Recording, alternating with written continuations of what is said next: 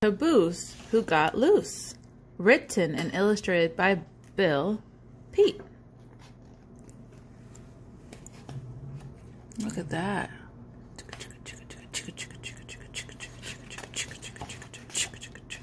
The Caboose Who Got Loose. When Katie Caboose rambled down the train tracks, the engine were steamers with puffing smokestacks. She was a caboose who disliked being last, with an endless black cloud of smoke rolling past. It's not only too smoky, the caboose would complain. There's the jerks and the jolts of the noisy freight train. Yeah, it's darker out. The engine up front always wore a big smile. Yeah, look how dark the smoke is. As he lumbered along for mile after mile, he was proud of his being so powerful and strong that he could haul a freight train 100 cars long. So on he went, chugging no worry or care, leaving Katie Caboose in dark clouds of despair.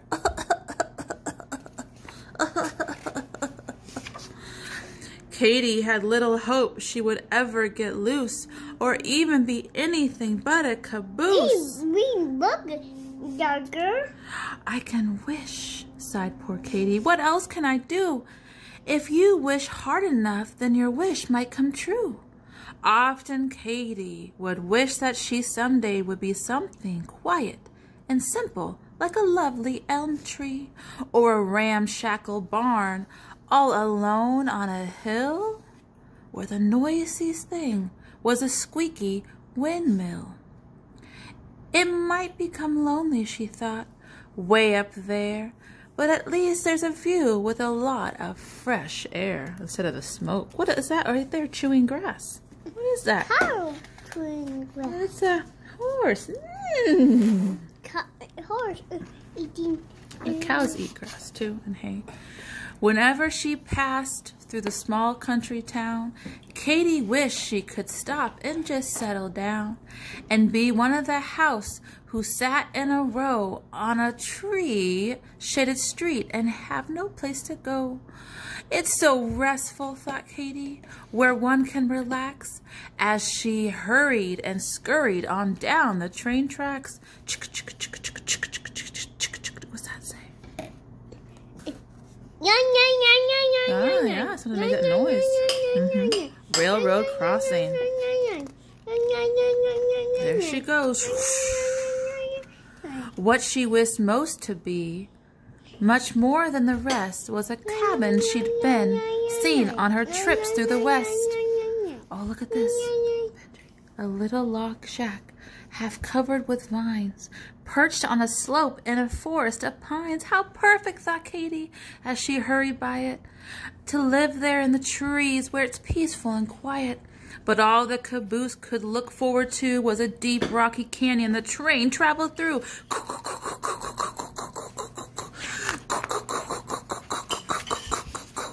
where huge boulders leaned way over the tracks. Look at that. Look, it's leaning right on top of Katie. Look at her eyes. Oh, what is holding them up? Frightened Katie would wonder as the earth-shaking train went rumbling right under. If one should come loose and fall down upon her, it would squash Katie's flat, and then she'd be a goner. If she didn't get squashed, there was more to be dreaded upon the windy, steep grades where the engine was headed. Oh my goodness, look how close Katie is to the edge, Benji. High up in the mountains were terrible ledges. When the track ran along only feet from the edges, the view was breathtaking, but after one look, it was so upsetting she shivered and shook. If she slipped off the track, then down she would go, to be smashed into bits on the rocks far below. Oh my goodness. Oh my goodness. But fall down. The tunnel. Oh, I hope the tunnel doesn't fall down. That would be very scary for Katie. Then poor Katie received even more of a fright from a smoke-blackened tunnel as dark as a night. You know, dark at night? And she crept through the tunnel with a horrible thought that far back in the darkness she suddenly be caught by caboose-eating monsters. Oh my goodness, Benji, who lurked all about. They would gobble her up before she got out. Oh my goodness. Katie, come on, get out of the tunnel. Will she get out, Benji? Let's see. Whoosh. Her trips always ended near a city somewhere, way out in a freight yard with smoke clouding the air, where turmoil of trains made a great noisy rumble. On crisscrossing tracks, an impossible jumble. Look at all that, Benji. Look at all the smokes and all the trains. And what's in the train right here? What is that? And what? Rocks and boulders and dirt.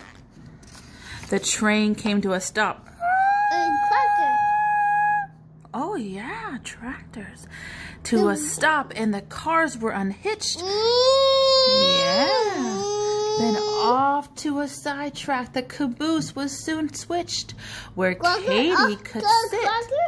Yeah, they're all done.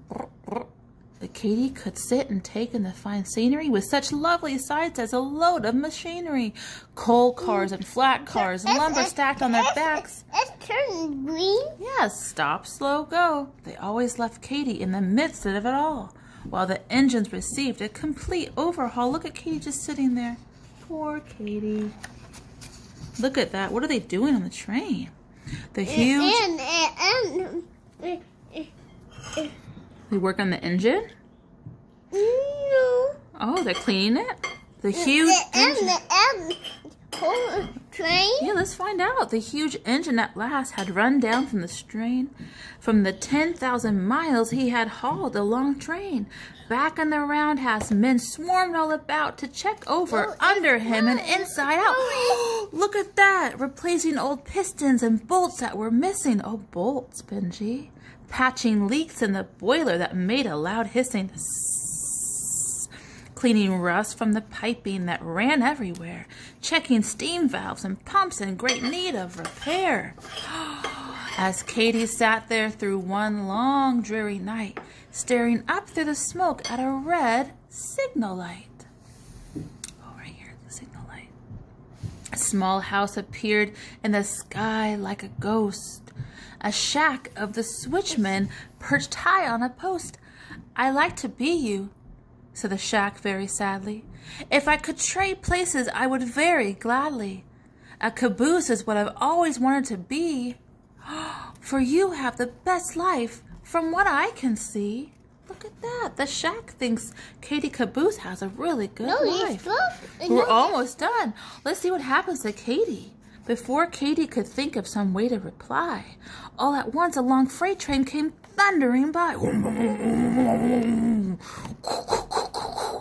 The next thing she knew was she's jerked and jolted, then hitched to the train with her coupler bolted.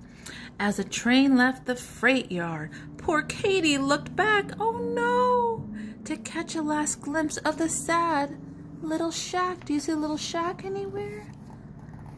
No. Oh wow, they're going so fast she can't even see the shack anymore, but there goes Katie. From now on, Katie promised, I shall never complain. I'll be a happy caboose at the end of the train and put up with the jolts and the train noise and the rest, all the smoke that rolls by. Or at least try my best. Look at this. Look at Katie's looking at things. What do you see? With her new point of view, she enjoyed the long ride. It was fun on a trip through the broad countryside. And on the country adventure, they have farms.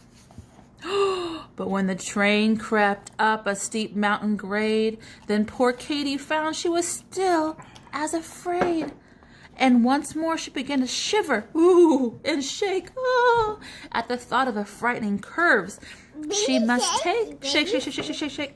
Her unsteady wheels could cause her to slip, which would suddenly put a quick end to the trip. Oh no, Benji, do you think Katie's gonna fall?